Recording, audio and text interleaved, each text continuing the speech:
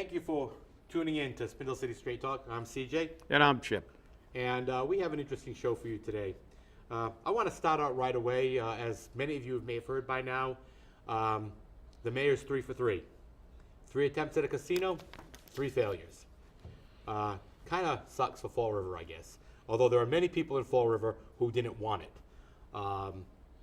And Troy City Productions had the privilege of taping a lecture by a Connecticut congressman speaking about what the casinos did to the communities where they're located in Connecticut. But it's very interesting to see how as soon as something comes up that's important to Fall River, the magical casino comes out of the woodwork, and that solves all our problems. And to be honest, the administration was depending on those hosting fees. So when Foxwoods did not sign that hosting fee agreement, that kind of put a kibosh on that. But it's, again, another failure for the mayor, and more especially for the Office of Economic Disaster. I think I saw an atomic bomb go off. I'm not sure. Well, again, another indication of why Fall River never succeeds at anything. There's never any planning, never any research on any issue. I think Spindle City Straight Talk was talking about the financial woes of Foxwoods long before it was in the paper yesterday, and that they were not on sound financial footing.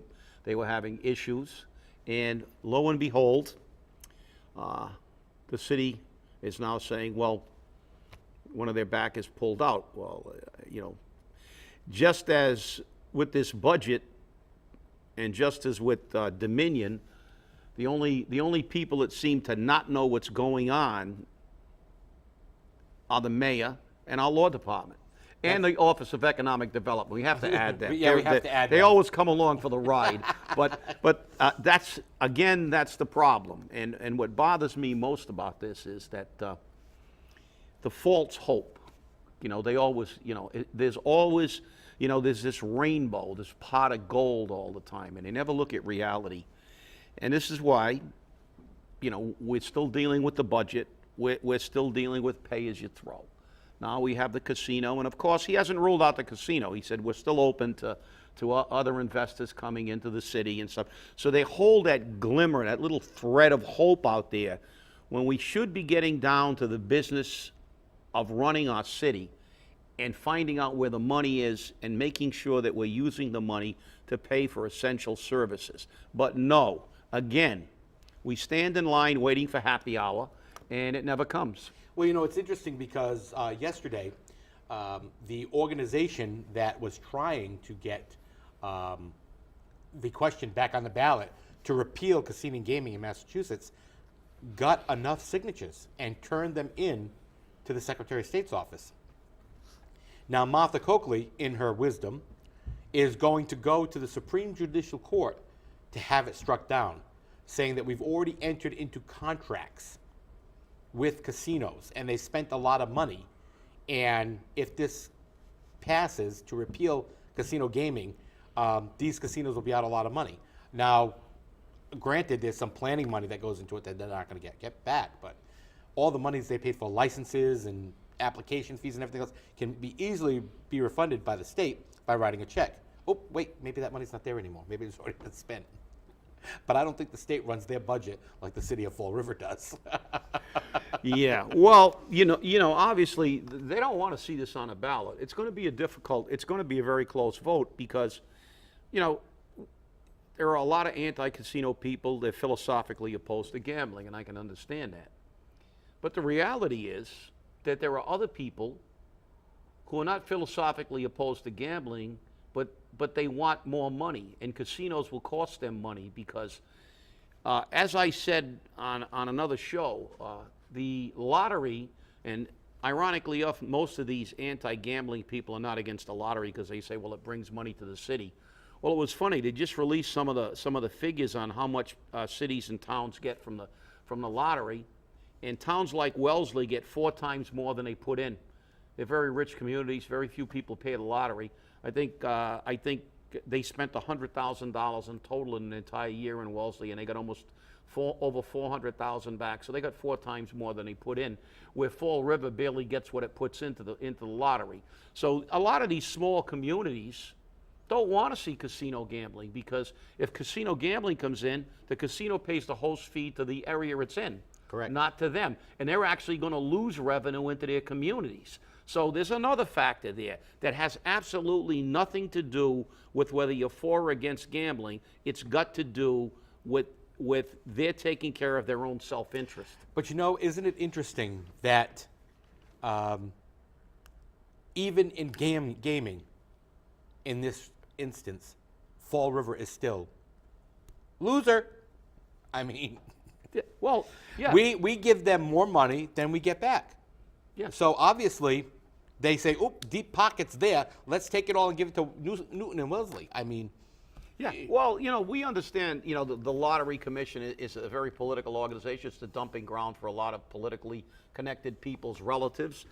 They get jobs at the Lottery Commission. And the fact is, the lottery is disproportionately, because those people are reps up there. They take care of their communities. But the fact is, Fall River is always last because, again, back to lack of planning, lack of presence of forethought to look. They say research. There's an old saying when you learn how to scuba dive. It's called. They say, plan your dive and dive your plan. You have to plan things. There's the old saying that poor planning results in piss poor performance. The fact is, Fall River never plans anything. I mean, New Bedford had already approved the casino, and then they went out and got a casino. We hadn't even had a referendum yet on the casino, and we always put the cart before the horse. And when people come in here, and it's ironic because I hear people go to front of council and say they laugh at us, because it's not because we don't have high taxes. It's because everything we do is backwards. We never research, we never plan. Half the time, we're telling you things months before they did. Now, the city of Fall River just found out that Foxwoods was in a tenuous situation financially. I think we've been talking about it for about 4 months on this show. But I mean, I don't know why they can't figure it out, because we can find it. It's the thing that gets me, though, is that it seems like our administration, our finance committee, our Office of Economic Destruction, I keep changing the name, and yes, there's a reason, seem to be ostriches. They bury their heads right in the sand, and hopefully it goes by, and they won't have to deal with it. Hopefully it just kind of blows by like the wind, and, oh, see, we're fine, and they have nothing to back up what they say. And I mean, even listening to the mayor and to Kathy Ann Viveris, and even to Ken Fiola, you hear the stories change out of each one of them every time they sit down to address the council or the press or anyone. I was listening to the radio this morning coming in, and on the show, they had a person who deals with a lot of people from low-income backgrounds. And while they were kind of using a broad brush to paint this person, he has like 32 aliases. And he can keep his aliases, the fake social security numbers, the dates of birth, all of that straight. But our city can't even keep a dime in the bank. I can't understand it. Do you have to have a criminal mentality to do it? I mean, because so far, that mentality doesn't seem to be working anywhere. No, the problem is that, we've allowed, and I say we've allowed because, Mark Twain, as I think I said on the last show, said politicians like diapers. They should be changed often and for the same reason, because they're full of what excrement. So the fact is that, we've allowed this to happen. I mean, it seems like, P.T. Barnum said there's a sucker born every minute. Well, I think that it's every millisecond in Fall River, because the people are so easily duped. It's like they tell you, the rainbow, the pot of gold's around the corner, and nobody pays attention. I mean, it was 5 years ago, because he's into his 5th year now. Yes, he is. 5 years ago, when Carrere was mayor, everybody was told what the financial straits the city was in. Mayor Correa at the time had pay cuts, layoffs, everything to keep the city financially solvent. And then Mayor Flanagan gets in, and it's like we hit the lottery, and nobody questions that. It's like, how could we go from needing to reduce people, ask for pay cuts, to throwing out raises, hiring all kinds of people, increasing our budget, and then listening to these budget presentations that we've said time and time again, they are not real budgets. They're predicated on state money, federal money, money that we might get, money that we could get.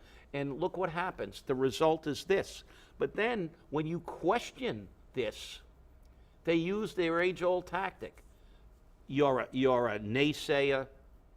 You are an obstructionist. Well, in my case, you hate Fall River. In my case, the enemy. Remember that. The enemy. You hate Fall River.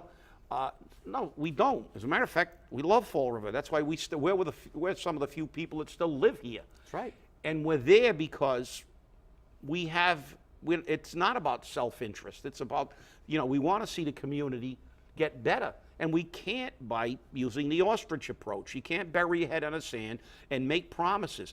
People are talking about receivership, and something, maybe, as I said, maybe it's time to have a totally neutral person doesn't give any, doesn't care about Fall River, come in and look at the books and say, wow, something, you guys are way out of whack with this. We have to get the money, lay it out, and put this city back on sound financial footing, because apparently our financial team and our mayor and our political bodies just don't get it. How long are we going to continue to tax and spend and tax and spend? We're like always 5 to 10 years behind the learning curve and everything in Fall River. It's like we heard the tax and spend mentality in Washington years ago. And now, here we are doing the same thing. I don't see any layoffs from the law department or any other jobs. And then we wonder why we run out of money. We're going to lay off essential personnel, but we raise taxes and we raise fees. I mean, that's the recipe to disaster. You can't continue to spend money you don't have. If we don't go into receivership now, we will be in receivership soon. Well, it's true, and when you look right now at what the administration and the finance team is doing, with the school department budget, we already know that this year there's a $2.8 million shortfall on net school spending. We know that. And there's that much of a shortfall in the budget for fiscal year 14 as it is. But the mayor says, oh no, we can carry that over because they won't certify that money until October. So when they certify that money shortfall in October, then we'll come back and address it? That doesn't seem to work for me. And when your budget that you're currently preparing is already in a shortfall or a deficit, you're just adding more debt on top of debt. So what I did was I went to the legislature and I asked formally for the exact amount of money expected to be sent to Fall River under Chapter 70 for the school department. Because it's rumored that they're being, and I have to say rumored because I have no confirmations yet, that there's $106 million being sent to Fall River for the school department, for the school, for education. But the mayor's only proposing a $97 million budget. And then the city school department under Meg Mayo Brown is proposing a $99 million budget. Okay, so under the city administration, where's the other 9? And under Meg Mayo Brown, where's the other 7? Well, there are a lot of questions. It's just our budget is what? Just over $250 million. Yet a year ago, I heard the former city administrator say we were $500 million, $500 million in debt.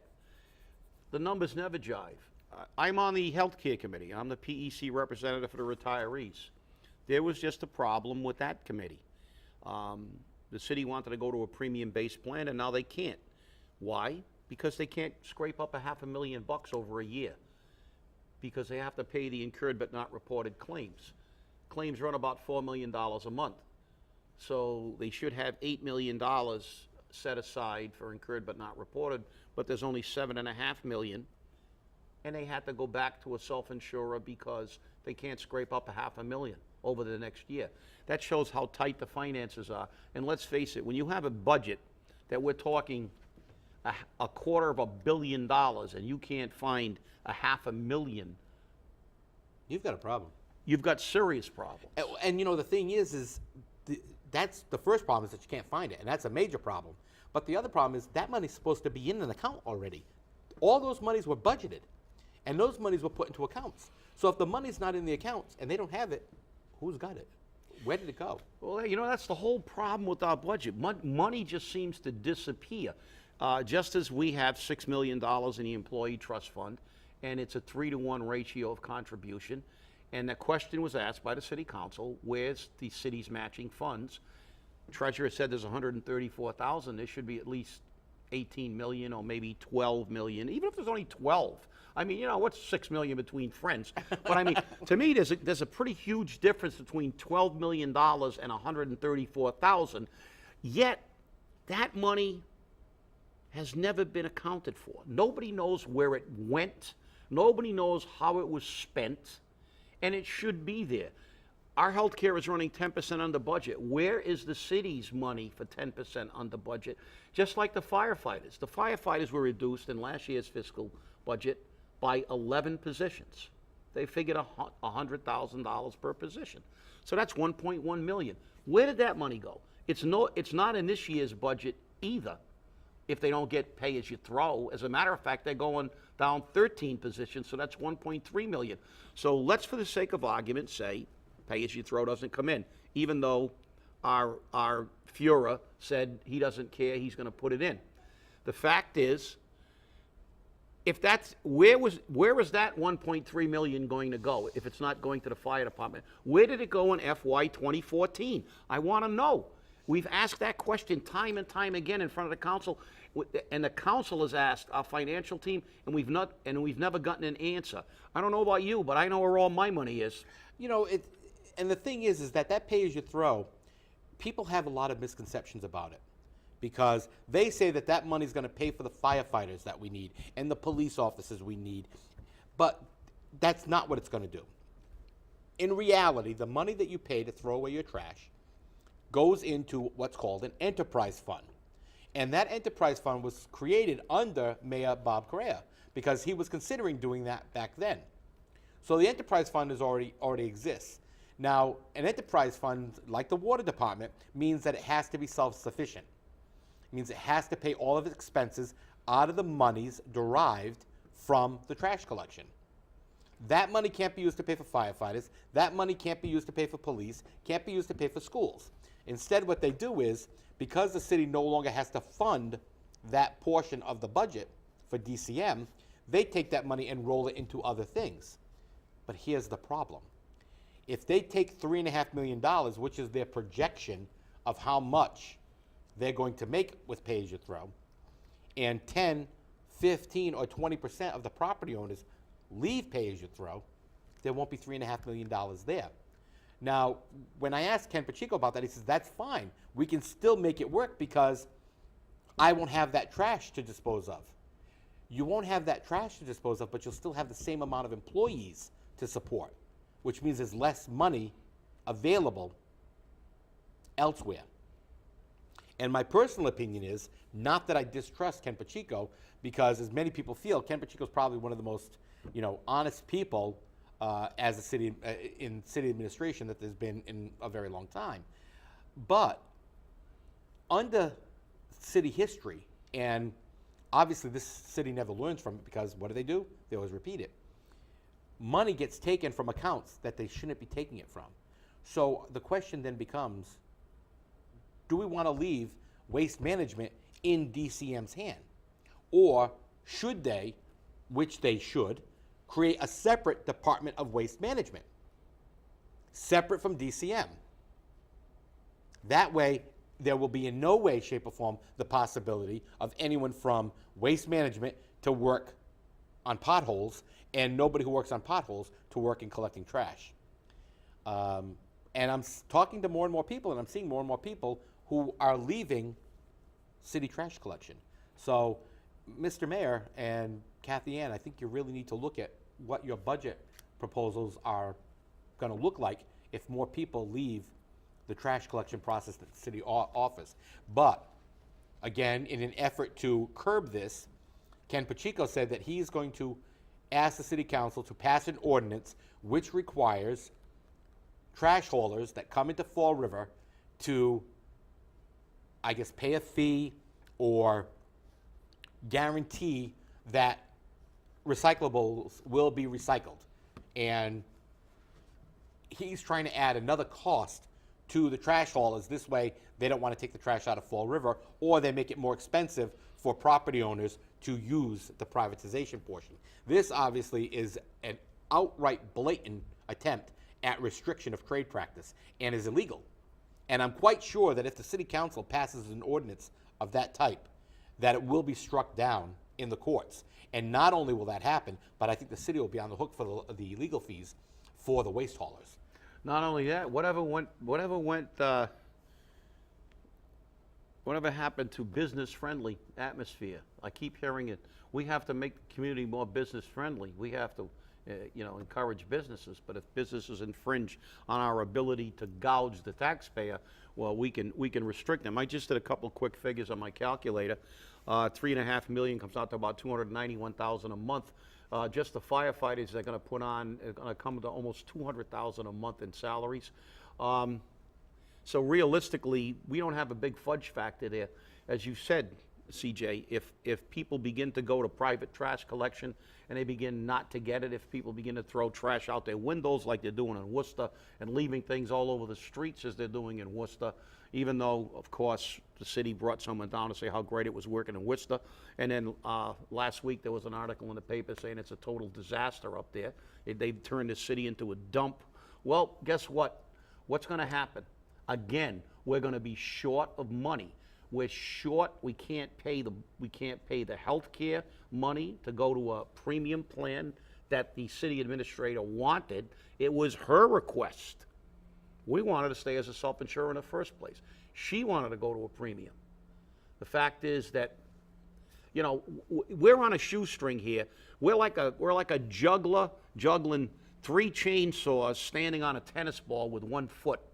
Your chances of not cutting an arm off are not too good. Well, it's interesting because, again, we're at the, you say a shoestring. I think a shoestring has more strength than this city has. I think we're more on a real soggy spaghetti noodle, and we're slowly cracking here. But we have to do something, and the only thing, everybody out there likes the politicians they like. Some like Mayor Flanagan, some dislike him, some think he should be thrown off the bridge. Some people like Pat Casey's, some people don't like Pat Casey, other people think she should be thrown off a bridge. And we figured out a way to make some money for Fall River and provide a source of entertainment. We're going to have the Throw Your Politician from the Bridge committee. We're going to take bets on who hits the water first and how much noise they make.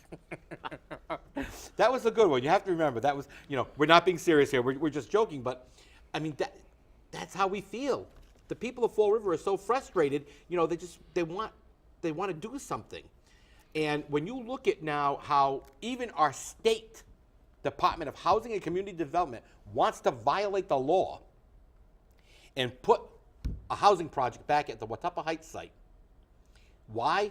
To bring in more people from out of town, so that we have more of a social service demand, more of a demand on our hospital services, more in our public schools, and not get any money for that. And that's the big problem. They say, oh, well, you know what? We'll put them in Fall River. They don't care. And we're the ones taking the hit. Mike Rodricks is livid. Alan Sylvia is ready to throw, pop a cork. And we can't do anything? Well, one of the first problems we have to do is take the clause out of the housing director's contract that says he gets a bonus based on occupancy. Because actually, Dave Sullivan and everybody, that started with Richard Viveris, they put in a contract that he got his base salary and he got a bonus for having more residents. So the higher the the total of residents, the more money they get. So, you know, we have a catch-22. We have a catch-22 here. And again, what are we bringing into the city? We're bringing into the city people who number one, are not prime job applicants. So you know, people were talking about the great workforce we had, and I believe I said on another show that workforce has evaporated because most of them have left the city. Right. And live in the suburbs, or have gone to Boston, or gone to where their jobs are, and we're left with a very high percentage of people who are virtually unemployable. And you know, you talked about politicians, CJ. You know, you know, it's always been a pet peeve with me. I can like somebody as an individual, but not like, you know, their politics. And that's one of the problems at Fall River. You know, you can't elect somebody to the city council because they make a good cheeseburger or a spaghetti dinner. You can't elect someone to the city council because they groomed your dog, you know, and you like them, or they worked on a committee with you. People think that's like a no-show position. Well, guess what? It is a no-show. They haven't showed up in a very, very long time. That's why people are moving out of the city. That's why the tax rates are through the roof. That's why the fees are going up. That's why you're getting pay as you throw. That's why the government doesn't care on how much burden they put on you. And guess what? That burden is not going to get easier if we continue down this path, because nobody's going to move into Fall River. People are going to, anybody who can move out will move out. And the only way to turn that around is put people in those seats who care about the taxpayers. You know, if you like Pat Casey, buy her a coffee, but don't put her in that seat. That, you know, I can't argue with you there, but I will say one thing. It may very well be time that the people of Fall River understand that this is your fault. This is your fault. You want to believe the lies because you know what? The lies are easy to take. You want to believe that we're going to get a casino with tons of jobs, or, you know, the tax rate's not going to go up, or, you know, pay as you throw is the best thing to keep firefighters. It's not, okay? That's not what happens, okay? What happens is that you elect your friends. You elect people who really don't care about Fall River, even though they sit there at the city council chamber or at the mayor's desk at all his photo ops, or as a school committee person say, I care about Fall River, but your votes for them come out and the reports that they give are wrong and the votes they make are wrong. So with that, I would like to thank you for watching Spindle City Straight Talk. Be watching us again. Contact us and let us know what you have going on and the stuff you want us to follow. It's been great to be here with you, and thanks for letting us share your home. Have a great day. Have a good day and vote wisely.